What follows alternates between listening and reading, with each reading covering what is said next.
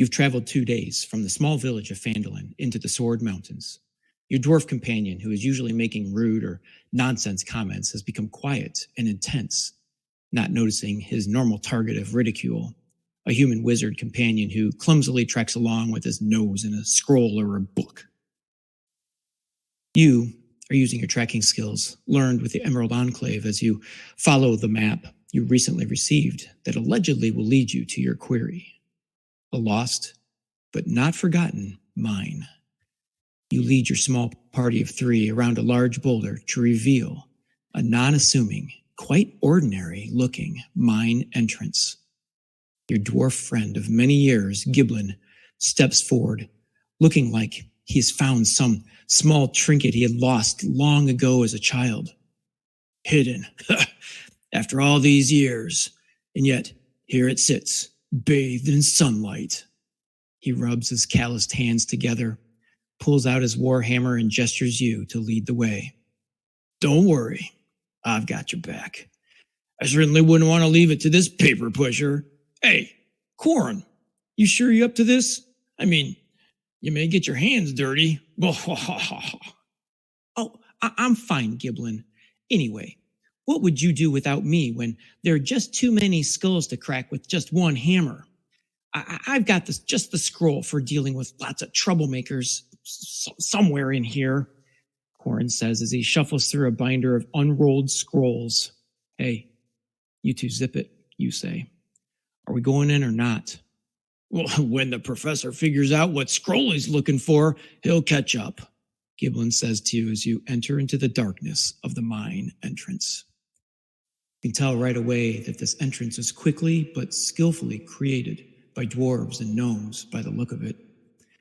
If the lore is correct, the original entrance was through a cave that was destroyed by battles of magic 30 years or so ago. You move deliberately but cautiously as you are aware that this mine or cave system is certainly occupied. After a few more steps, you stop suddenly as you are aware that something seems to be following you. You hear a shuffling noise. Then you realize that it's your wizard catching up and shoving a scroll into one of a number of scroll cases that Quorum carries. Before Giblin can start in on the wizard, you tap him on the shoulder to keep moving forward. As you shoot Corin a get your act together look. He gets the idea as he ignites the soft light from a drift globe that he carries. Giblin, motivated by the expectation of platinum veins and runs of mithril, but maybe even more so the legend that there are magical, wondrous properties to this cave. You only take a few more steps before all 3 of you stop, huddled together, as you hear a booming sound deep within the caverns. You realize it has a regular rhythm, like the sound of an ocean. As you all peer into the dark ahead, you now realize why this was once called Wave Echo Cave. Roll for initiative. Oh.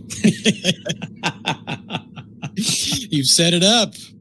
All right, folks. Welcome to Teachers in the Dungeon. Figuratively, literally, and somewhat literally today, folks. We are happy to be back. We are in something of a quarantine. Tom's been wheeled out of the dungeon on a stretcher, gasping for air. And they've brought in some druids and clerics and who knows what else to pump him full of magical potions to get him back on his feet so he can be here tonight to regale us with another dungeon delve. Yes, well, thank you so much for that. And just to assure you, it was not because I was afraid of anything last Friday night, mind you. That's right. Yes. Borum was inhabited by another being to lead him to his perhaps demise, actually. So yeah, we'll have to wait and see. To be continued in probably about 12 months of the way we go. That is true. But that's not why we're here today, folks. We are on the next leg of our schedule for the year, which is exploring dungeons. Yes. So, as you have guessed by the introduction, Wave Echo Cave. Yes. So Tom has taken the lead on this one, and is it again? You know the lore. You go all the way back to first edition. Is this iconic? Is this like a one that's been around forever in D&D lore, or is it a little newer? So it's been around in mention, but it's really a fifth edition dungeon or cavern system mine, as my story mentioned. It's really been made famous here in the last 10 years. The Phandalin is one of the towns just southeast, of Neverwinter, and it first made its appearance for players in I always forget, it's either the starter pack or the expansion pack. I don't remember which one. And it was the Lost Mind of Phandelver is the first time that players could actually go there. And it was really just sort of a touch base with the mine. You're to go and warn the brothers that there's a dragon in the area and they may want to come back and wait to continue there. So it was really more of just an adventure spot.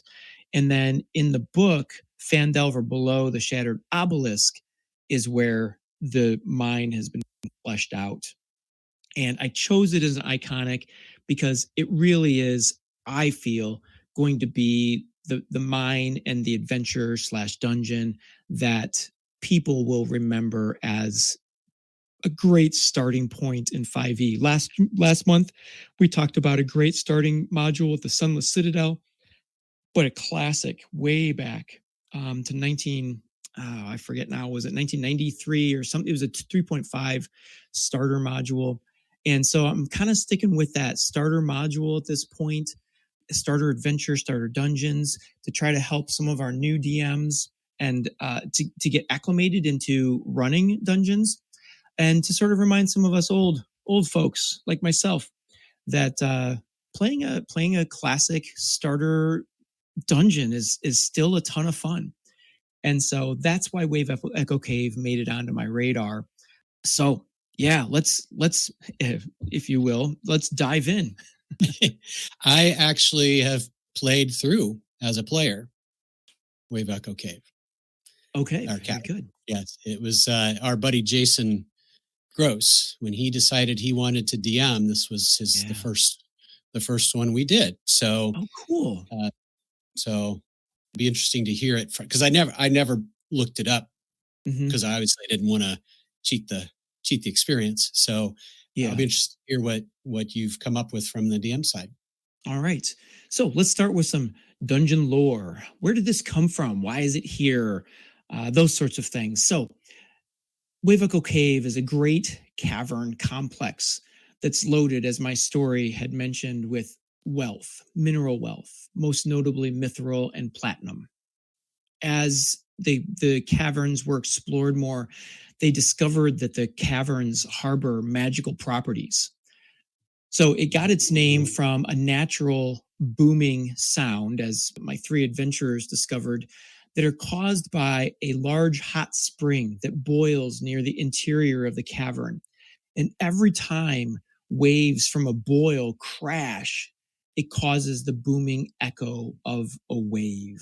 And it's pretty regular according to the lore. So when you're in there, you just are constantly, on a regular basis. And you as a DM could make that. I want to say the guidance in Phandelver and Below is, every 3 to 5 minutes, mention to your players that you hear the boom in the distance, and just to kind of give them that sort of eerie or environmental feel to the Wave Echo Cave. Right. So long ago, dwarves and gnomes signed a pact known as the Phandelver Pact, allowing both races to share the riches of working in these caverns and mining it. Actually worked out really, really well for everyone involved, including the human inhabitants of the nearby town Phandalin. When the magical properties of the cave were detected, the dwarves and the gnomes went to Phandalin and gathered some human spellcasters who then allied with the dwarves and gnomes to harness the wondrous magic into a forge called the Forge of Spells, which doesn't that create some images? I love it. This is also perfect for me because I love dwarves and they're so heavily influenced here. So once the Forge of Spells were created, magic weapons and other magic items. I thought that was an interesting, just sort of, that's directly from two different lore sources that I found, just said other magic items. So open the book, DMs, and you decide what was made in there.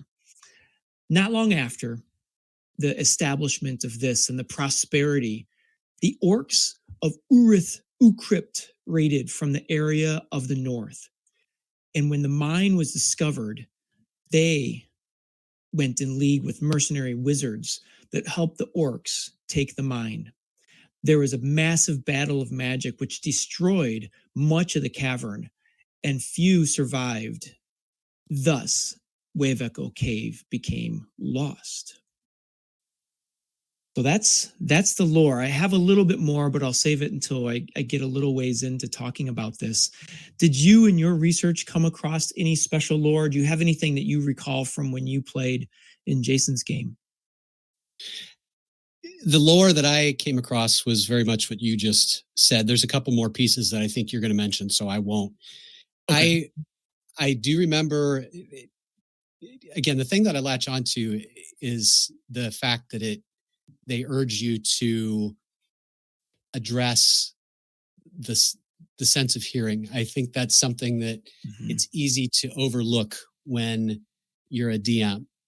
You know, you see this, you see this, you see this. Yes. And I think, smell and sound, all of that is really adds so much more when you remember to do that. Right. And I'm thinking that, even though I don't always necessarily like to be a cantankerous DM, but certainly that noise will impact listening checks or perception checks for sound, even in between those crashes, because in a cave, when you have echo, that sort of stays with you for a while, possibly. So anyway, yeah, I really like that sensory that this dungeon brings to it. As far as location, go ahead. I was just going to ask the one of the things that stuck with me that Jason had in the adventure was an inhabitant of one of the pools, and it wasn't a boiling pool; it was just one of the underground pools.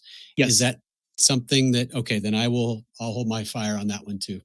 Yeah, and in fact, I did not put that in my inhabitants, so you feel free to jump in with that when we get to that point. I forgot all about that.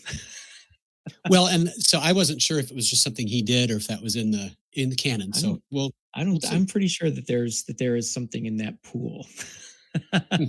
Thanks for bringing that up. I forgot.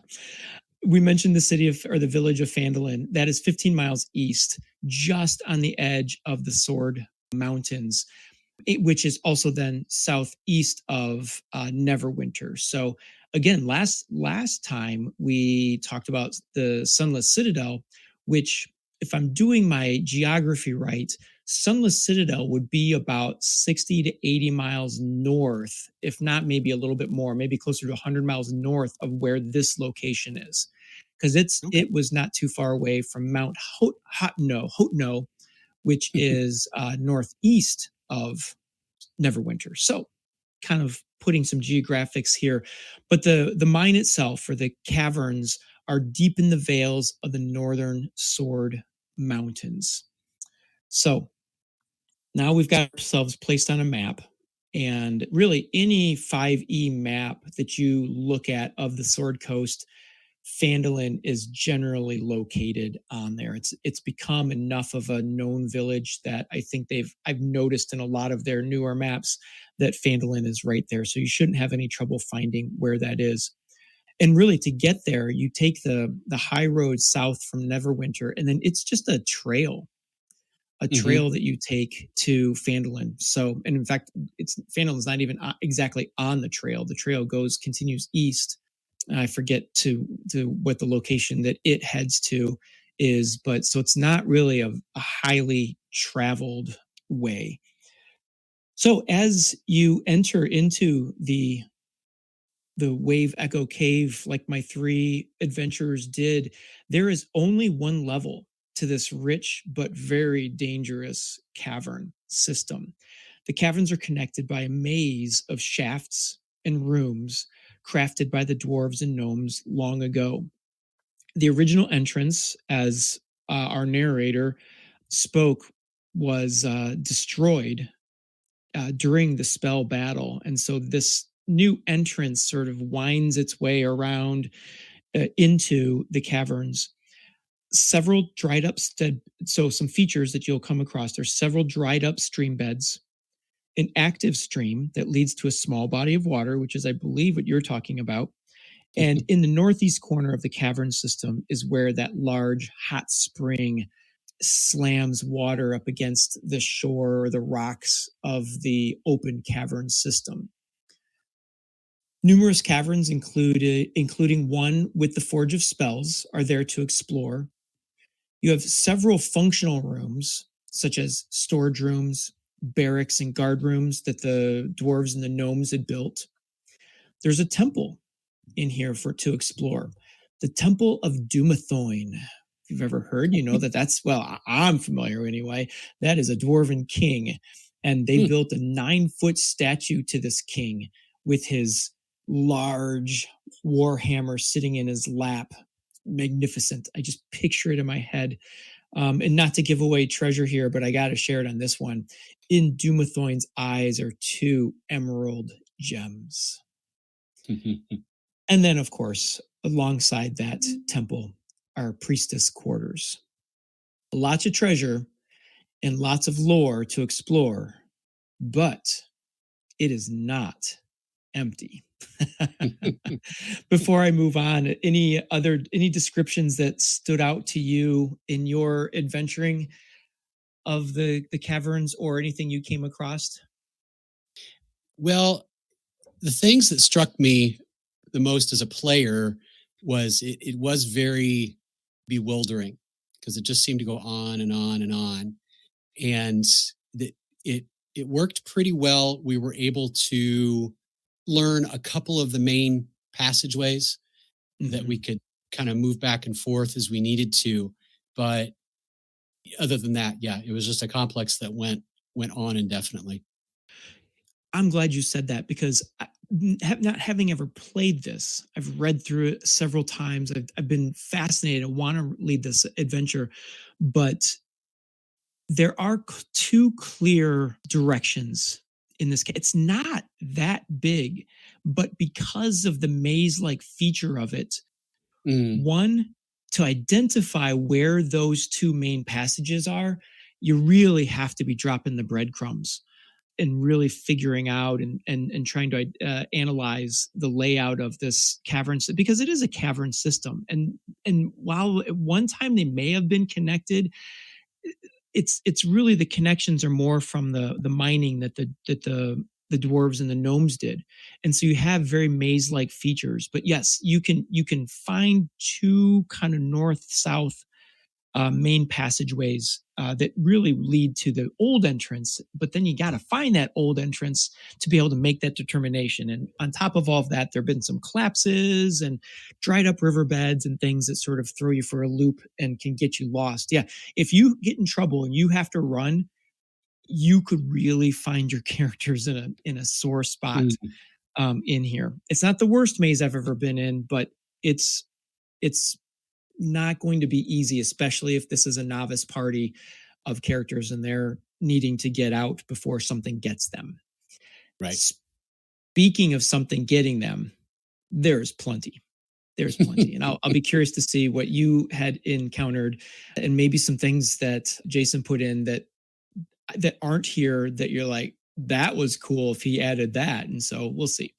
All right. So there are a number of random encounters. They make it very clear that be sure to do the random encounter tables because it is a mine. It is a cavern system. There will be wandering things. So here's some of the things that you just might come across. I say that because I don't want to give anything away, but at the same time, I want to give you an idea of what you're going to find in here. Yeah. So I think this is common. We covered a lot of this in the Dungeon of the Mad Mage in the first level, and those are Gricks. Yeah. So I think you're going to find some of those. Something that might be a little bit of a surprise would be an ogre jelly. I have not gone up against many of them. I think did you throw one of those at us at one time, an ogre jelly? Or am I thinking of Ochre, someone else? yeah. Ochre jelly, yeah. Probably. Yeah, I keep saying ogre. Yeah, that's not a big gummy. It's not the jelly of a smashed ogre. Anyway, an ochre jelly, which can be a little bit daunting to deal with. There is a area of fungi, and I don't mean a fun guy. I mean fungi, and there's some potential danger that is in there. I think you can expect to come across some bugbears. Of course, it's a cavern system. You're going to have to deal with some sturges. And any DM who has been checking out the new monster manual, there is now a new Sturge stat block called Sturge Swarm. Yeah, Sturge Swarm, you guys. If you haven't looked at the 24 monster manual, it's a gem. That's just a side note. I'll continue. Well, I'll back up just a minute, if you don't mind, to the fungi kind of, you triggered a memory that I'd forgot I had. We had to cross that room, and I have a Triton, and I thought I was being very creative, but in the end, it was way more work than I needed to do. But I was worried about inhaling spores. Yes. And so I said, "Can I get a bucket of water?" And he's like, "Yeah." I said, "So I'm going to walk through. I'm just going to stick my head in the bucket because I'm amphibious. So I'll just breathe the water as I go through, and then I won't have spores." And I forget why, but I didn't need to. Somebody else did something that made us safe anyway, so it was sort of a wasted effort. But anyway, I was trying to use my character's advantages. Ingenious. I love it. And yeah, there's lots of places. I mean, what campaign is really carrying a bunch of buckets? But there's plenty of spaces in this. If you've come across some of the storerooms, certainly buckets would be a common item in a mine. So well done. So anyway, continue on. So generally, magic and battle have left behind lots and lots of dead from. I don't know that I mentioned this. I think they had mentioned somewhere that this battle. No, never mind. I'm thinking of another research I was doing. It's another dungeon. Sorry. So retract that, and I'm going to go back to generally magic and battle leave behind lots of dead, which means that there are likely lots of lost souls. And magic that incorporates itself with lost souls oftentimes leads to undead. So you better believe, bring your cleric with you if you're going to the Wave Echo Cave, because I'm pretty sure you're going to come across some skeletons, probably some ghouls and zombies. And I'm just going to suggest there may even be some special undead that may or may not be willing to parlay with you, and perhaps maybe even willing to deal. I'm just saying that because there's one that will and there's one that won't, and I'm not telling you to do it or not. Have fun with that. So no, there is some really cool encounters with undead in this dungeon, and when you experience it, it's kind of cool because you get to experience sort of what the old days looked like and felt like. And those are the spirits that you are fighting. So a lot of these skeletons they're not human skeletons. They're dwarven skeletons you're fighting. And a lot of the zombies are dwarves or gnomes. And so it's kind of a cool little piece to this that I really, really like. Did you encounter too much undead when you were in there, or just a handful? Yes, a lot actually, and that was some of the more touch and go moments of the adventure when we got swamped at one point and had to retreat and rethink. And yes, I do think even for an experienced group, I mean, it is a level 1, or it might be a level 2 or 3 dungeon. In fact, I think it's a level 2. Well, nonetheless, a low level dungeon. it is prudent to make some choices and say it's okay if we back off, because a lot of this undead will stick to the rooms that they are in. They don't leave. There's a reason why they're still there after many years. Right. Yeah, that's In convenient in game. I know that's one of the knocks against earlier D&D is it was like going through a haunted house that you pay money to. You go in, okay, now you're in this room, so these creatures activate. Yeah. And there's no rhyme or reason to why they're there. And I know 5e made a big point of saying, Dungeon Master, you need to figure out, if you're going to create your own dungeon, why are these creatures here? Yeah. And these are very purposefully placed creatures and inhabitants. So have fun with that. Now, to a little bit of the lore that I was going to talk about is recently the mine was found again by three dwarven brothers, Gundren, Nundro, and Tharden Rockseeker. Unfortunately, they were followed by a ne'er-do-well who has come to also inhabit this dungeon and is looking to reinstitute the Forge of Spells, and continue mining and do all this stuff for his own bad purposes. But actually, he has higher ups and they have higher ups. There's a bigger hierarchy to this whole story when you get to Phandalin and below. But they're ne'er-do-well. He goes by Neznar the Spider. And so, without giving anything else away about him, because he's a bad dude, but you definitely want to deal with him while you're there.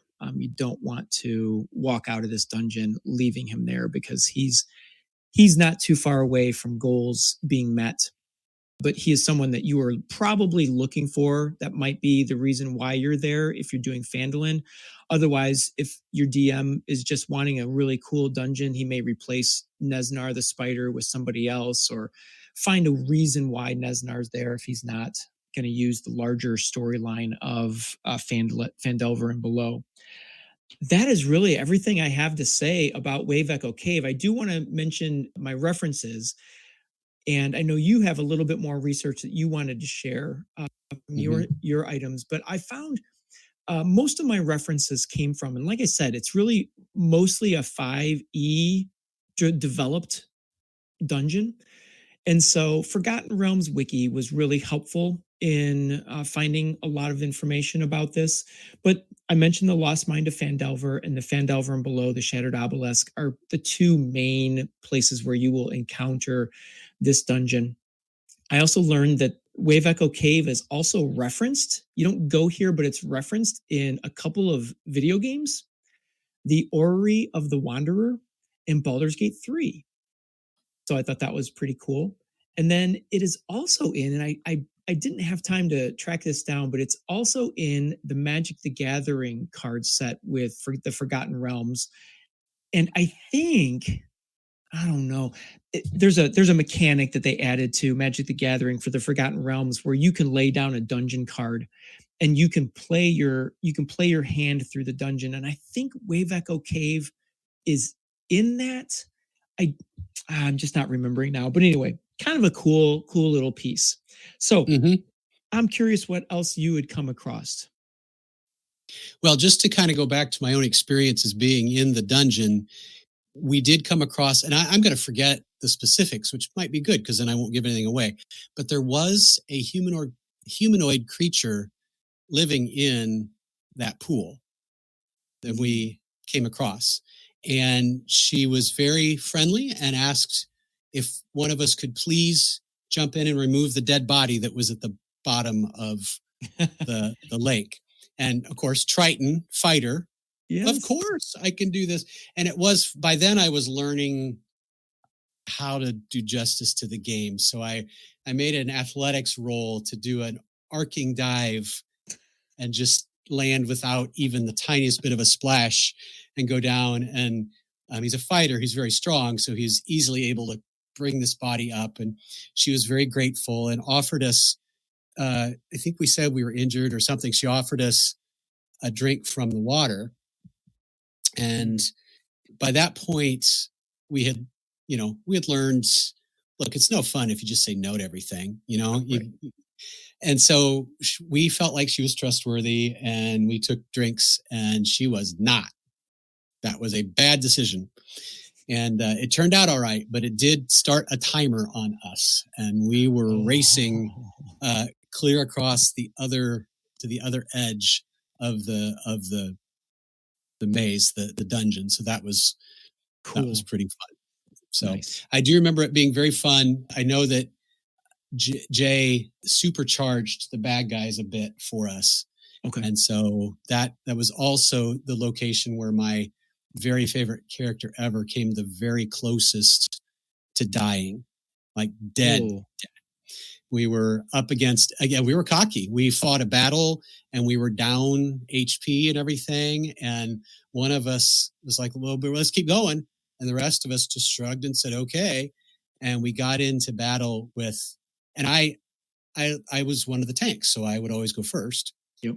And we got into this room and they cast darkness, but the guy who cast it had devil's sight. And so I got out in front and I thought, oh dear.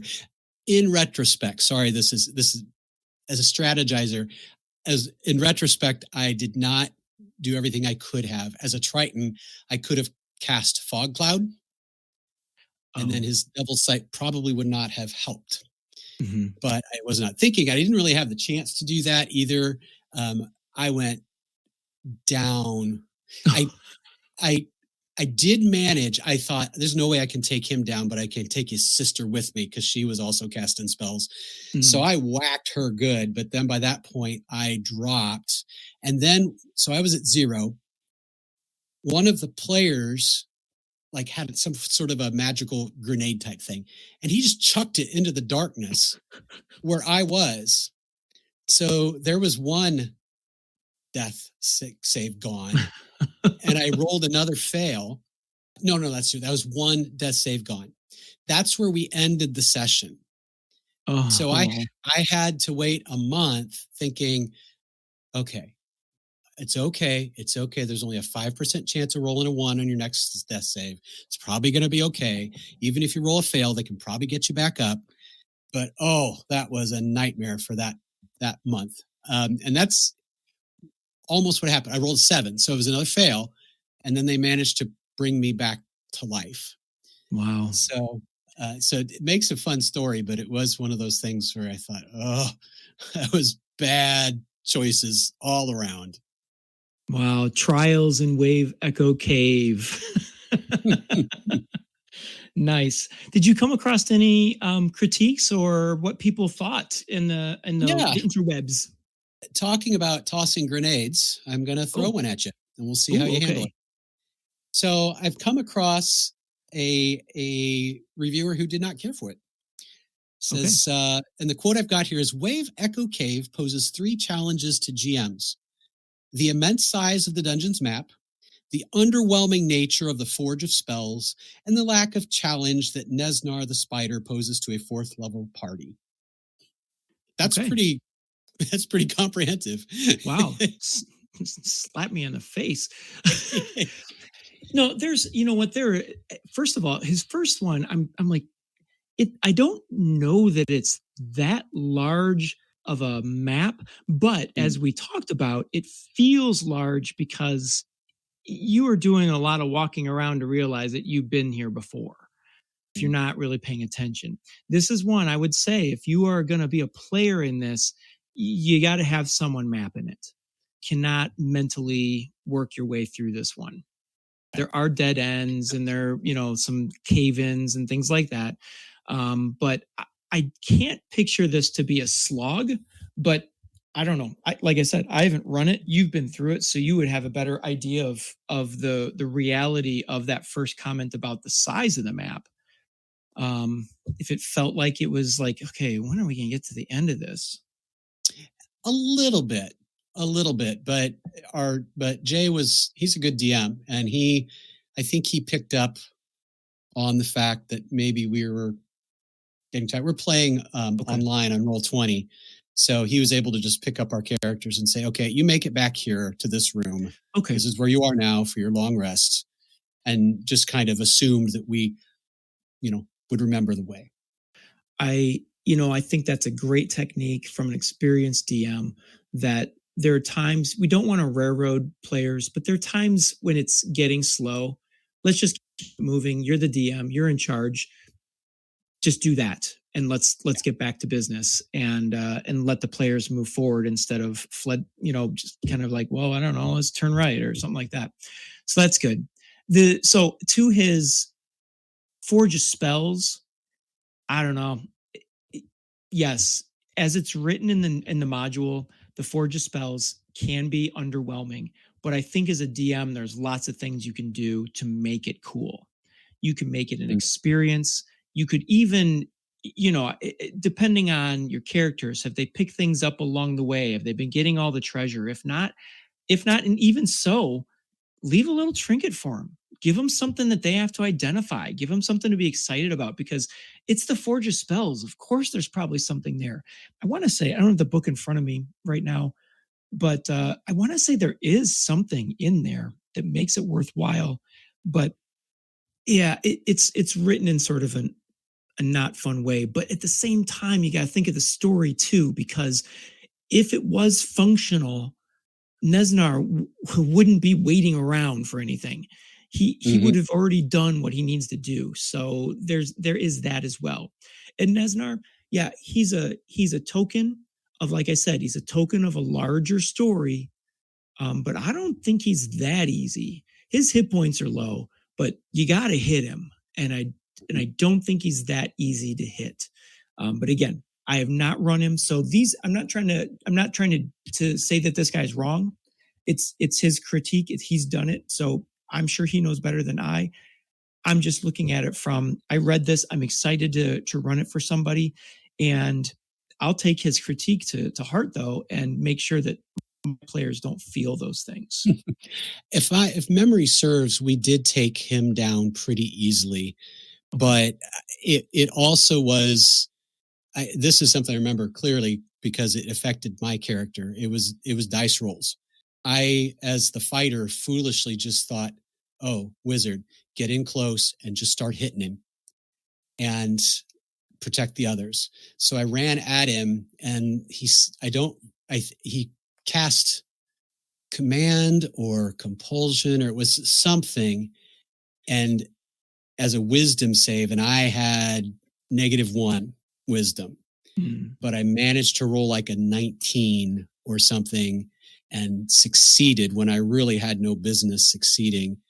And so that I just, once I was immune to that, I just kept whacking him and took him down quick. We got done, and Jay said, if that had succeeded, I was going to have you turn and attack the others. I thought, oh, that would have definitely swung things in the other direction. Yep. So, and he's got stuff. He's got stuff. It's worth getting to him, because he's got some stuff that you can walk away with. Well, very good. Very good. I hope that people take a chance and take a look at Wave Echo Cave. But I do want to mention this. Some of our really loyal and close listeners might be thinking from our Amethyst Dragon conversation, I thought Tom was going to do something that sort of tied in with Amethyst Dragons this month. Didn't he say that? And I will rightfully say, yes, I did. But I made a choice, because as I preview next month's dungeon, which actually is part of the continued story of Phandelver and below, I'm going to go to another dungeon that, if you play through this adventure, I'm going to entice you to want to check out this adventure in this book, because I think personally, now I've not read all of 5e adventures, but I'm familiar with a lot of them. This is the most well-written and challenging, if you ask me, doable but challenging adventures for both a dungeon master and characters. I'm going to talk about a dungeon that is at the end of this adventure next month. And that's where we will note a lost amethyst dragon as we explore a super creepy dungeon in the Far Realms. That comes in March. You got my attention. Aha! We talked about the Far Realms quite a bit with those amethyst dragons. Mm-hmm. And so I didn't want to try to crunch all of that into one. I wanted to do Wave Echo Cave because to me it is the preeminent 5e introductory dungeon. As I say, we didn't really plan this out, but it strikes me that it makes sense that we go from introductory dungeons to the more complex as we go forward. Sure. And it's going to be a jump. It's going to be a jump. This dungeon that we're going to next month will be like 9th, 10th level. So it'll be a good one. And it is creepy. Oh, good. That's my favorite. So yeah. So hey, if you have run through or done a run through of Wave Echo Cave, let us know what you think. Did your players think it was too large? Did you, as the DM, think it was a bit of a slog and have to kind of push things along? What did you think? Let us know on Gmail, teachersinthedungeon@gmail.com. And we are also join our community. We are on YouTube. We are on Instagram and Facebook, Teachers in the Dungeon. We're on X at Dungeon Teachers. Hey, before we come on the air next, we will be on the road. Oh, yeah. Yes. We're heading up to IdeaCon, Illinois Digital Educators Alliance annual convention, where a couple of our good friends that we've mentioned, Dan and Stephanie Crawford, are helping to take part in that, run that. And we'll be talking about some pretty cool stuff coming up this summer. We will. That's in Schaumburg, just right outside of Chicago. So can't wait for that. And I know I'll see you at school tomorrow, but that's really the next place we'll be hanging out. So, all right, folks. Well, thank you so much for joining us today here in the dungeon to learn about Wave Echo Cave. Hope you're enjoying our series so far with Dungeons and Dragons. So, Dan, you're going to have to feed the gremlins. They are just all over the place in there. I can see that's the familiar. And she's a spy. I know she is. She was staring at you through the screen the whole time. I don't know what she cast. But you better make her saving. Maybe she's sending me healing vibes. We'll go with that. So we'll go feed that familiar. And until next week, everybody, keep rolling those 20s. So long, everyone.